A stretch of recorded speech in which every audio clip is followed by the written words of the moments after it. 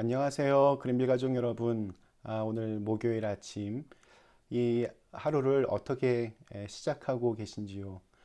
오늘 하루를 마감하는 그 순간까지 또한 우리의 인생을 마감하는 그 순간까지 하나님의 긍휼하심과 또 하나님의 도우심과 은혜가 언제나 함께 하시기를 간절히 기원합니다. 오늘은 저희가 시편 79편 말씀으로 이 아침을 시작하도록 하겠습니다. 시편 79편의 말씀 제가 먼저 읽도록 하겠습니다. 하나님이여, 이방 나라들이 주의 기업의 땅에 들어와서 주의 성전을 더럽히고 예루살렘이 돌무더기가 되게 하였나이다. 그들이 주의 종들의 시체를 공중의 새에게 밥으로, 주의 성도들의 육체를 땅의 짐승에게 주며 그들의 피를 예루살렘 사방에 물같이 흘렸으나 그들을 매장하는 자가 없었나이다. 우리는 우리 이웃에게 비방거리가 되며 우리를 에워싼 자에게 조소와 조롱거리가 되었나이다. 여호와여, 어느 때까지니이까? 영원히 노하시리이까? 주의 질투가 불붙듯 하시리이까? 주를 알지 아니하는 민족들과 주의 이름을 부르지 아니하는 나라들에게 주의 노를 쏟으소서. 그들이 야곱을 삼키고 그의 거처를 황폐하게 함이니이다. 우리 조상들의 죄악을 기억하지 마시고 주의 긍휼로 우리를 속히 영접하소서. 우리가 매우 가련하게 되었나이다. 우리 구원의 하나님이여, 주의 이름의 영광스러운 행사를 위하여 우리를 도우시며 주의 이름을 증거하기 위하여 우리를 건지시며 우리 죄를 사하소서. 이방 나라들이 어찌하여 그들의 하나님이 어디 있느냐 말하나이까? 주의 종들이 피 흘림에 대한 복수를 우리의 목전에서 이방 나라에게 보여주소서. 갇힌 자의 탄식을 주의 앞에 이르게 하시며 죽이기로 정하신 자도 주의 크신 능력을 따라 보존하소서. 주여, 우리 이웃이 주를 비방한 그 비방을 그들의 품에 7배나 갚으소서. 우리는 주의 백성이요 주의 목장의 양이니 우리는 영원히 주께 감사하며 주의 영예를 대대에 전하리이다. 아멘. 네, 시편 73편부터 시편의 3권이 시작이 되었습니다. 그리고 아삽의 시가 계속해서 이어지고 있습니다. 다윗이 예배 음악 담당으로 임명하였던 이 아삽이 직접 쓴 시도 있었고, 또 그렇게 성전에서 예배 음악을 담당하던 아삽의 후손들이 썼던 시들도 있었습니다. 오늘 읽은 시편 79편은 바벨론 제국에 의해서 예루살렘 성전의 파괴를 그 배경으로 하고 있기 때문에 아삽의 후손들 중 어느 누군가가 이 시를 지었을 것입니다. 자기의 조상 아삽이 성전에서 지휘하고 찬양하고 또 노래했던 것처럼 그 일을 이어서 하고 있던 아삽 가문의 후손이 그의 눈앞에서 성전이 불타고 나라가 망하는 것을 직접 보았습니다. 그 처참했던 사건을 목격하고 1절에서 이렇게 기록하고 있습니다. 하나님이여, 이방 나라들이 주의 기업의 땅에 들어와서 주의 성전을 더럽히고 예루살렘이 돌 무더기가 되게 하였나이다. 역사적인 기록에 따르면 바벨론은 1년 반 동안을 예루살렘 성을 포위하여서 고립시킨 후에 성을 함락시켰다고 합니다.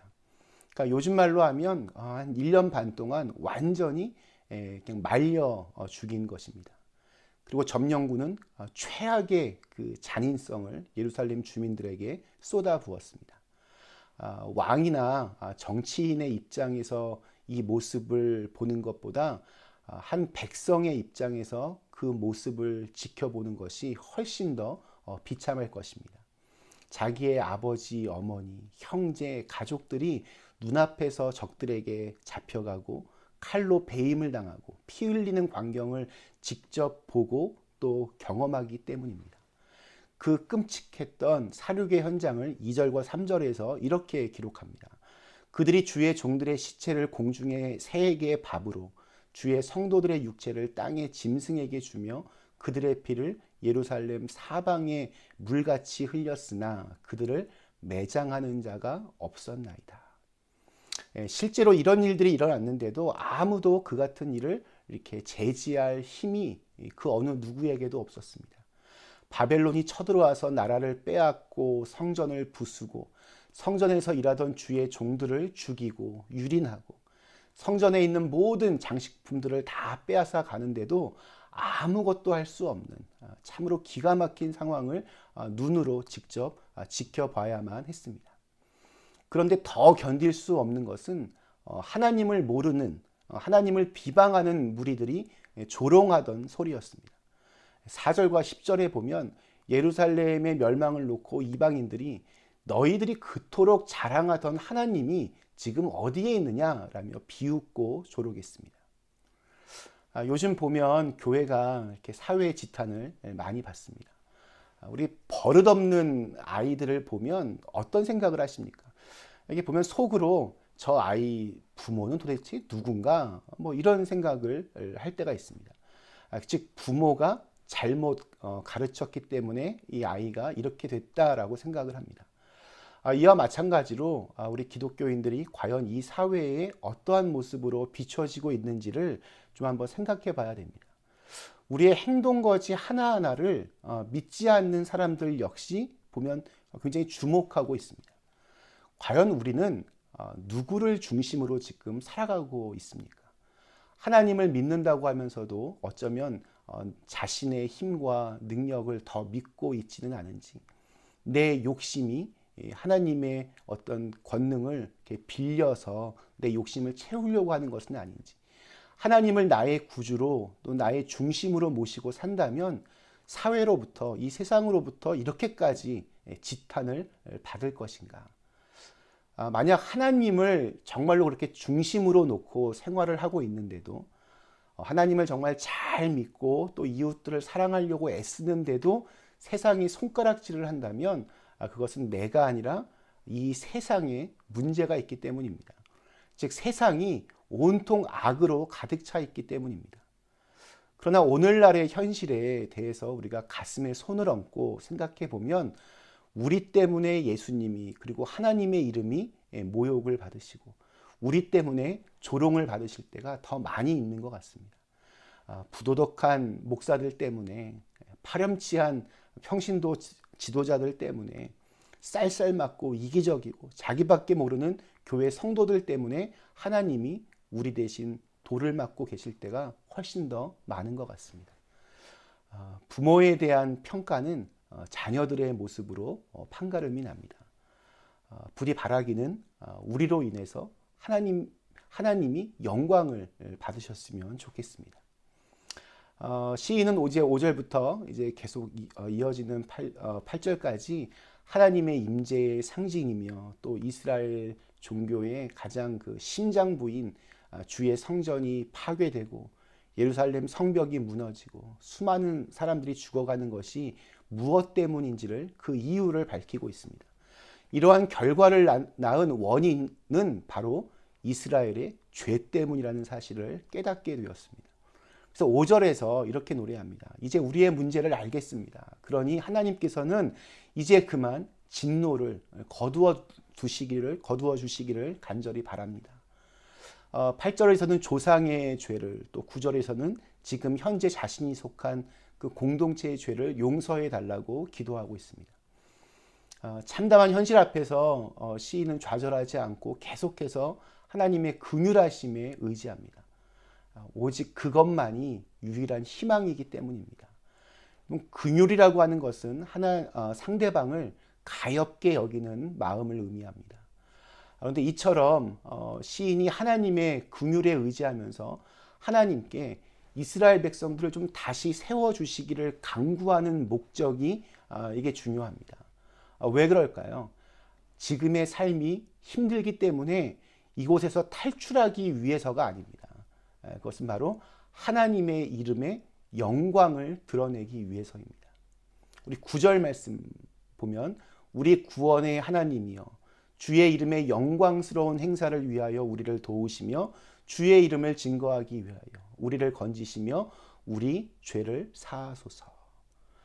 주의 이름을 위하여 드리는 기도에는 담대함과 확신이 있습니다.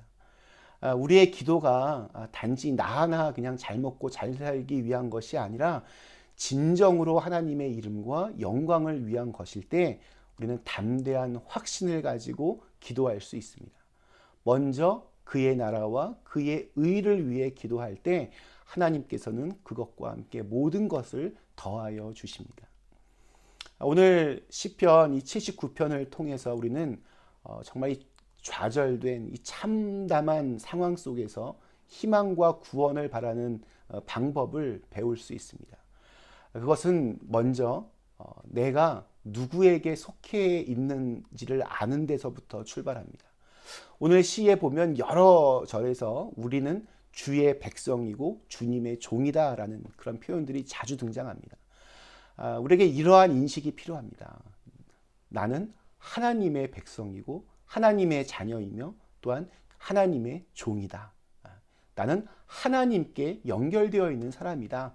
이것이 참 중요합니다. 거기서부터 출발이 됩니다.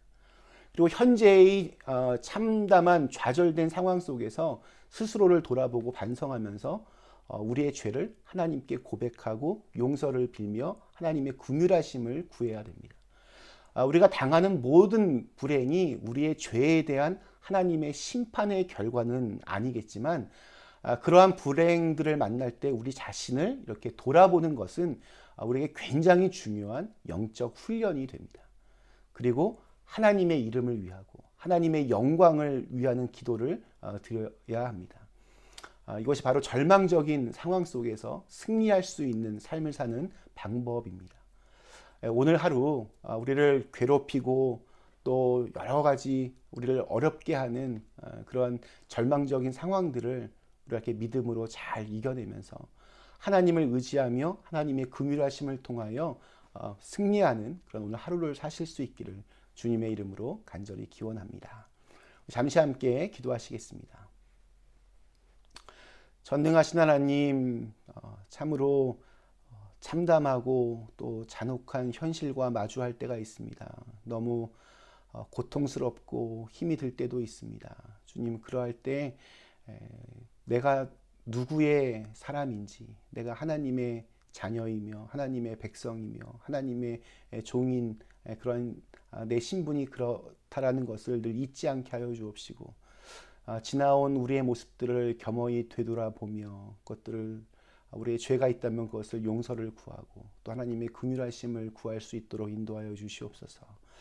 하나님의 영광을 드러낼 수 있는 선한 도구로 우리의 삶이 쓰임받을 수 있도록 하나님께서 은총을 베풀어 주시옵소서.